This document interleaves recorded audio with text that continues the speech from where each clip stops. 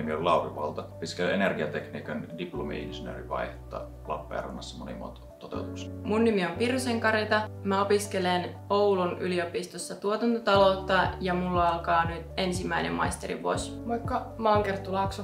Opiskelen prosessitekniikkaa Oulun yliopistossa ja erikoistun kemian tekniikkaan. Anna Soukkamäki, ympäristötekniikkaa Savonia ammattikorkeakoulussa.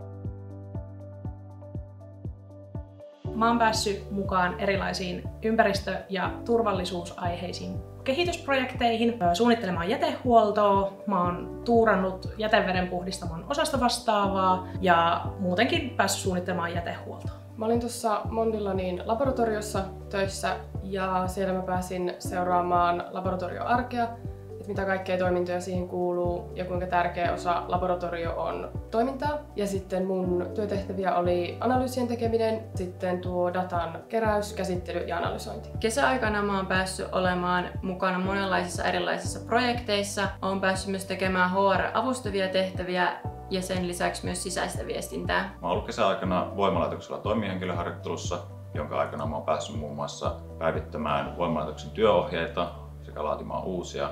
Sen lisäksi olen ollut kehittämässä prosessidataa hyödyntämistä sekä osallistunut työturvallisuuteen liittyviin kehitysprojekteihin.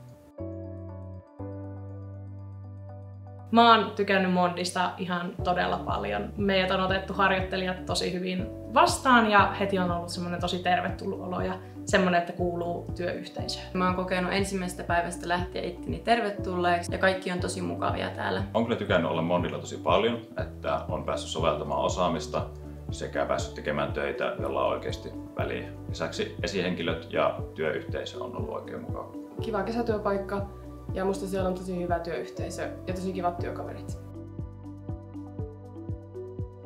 Tykkään siitä, että Mondi Kuopio on osa maailmanlaajuista Mondi-yhteisöä, että mäkin olen sitten päässyt tekemään yhteistyötä muiden maiden mondilaisten kanssa. Musta on tuntunut, että mua arvostetaan työntekijänä. Parasta on ollut se, että sä pääset osallistumaan oman mielenkiinnon mukaan erilaisiin projekteihin, hankkeisiin, toiminnan kehittämiseen ja sun työtehtävät on semmosia, että sä voit niitä sitten tehdä hyvin itsenäisesti, mutta se tuki on aina saatavilla. Eli yksin ei tarvitse pärjätä, mutta annetaan mahdollisuus onnistua. Mukavat työkaverit, viihtyisä työympäristö ja sitten monipuoliset työtehtävät, että ei ole kahta samanlaista työpäivää ollut kyllä vielä koko kesän aikana.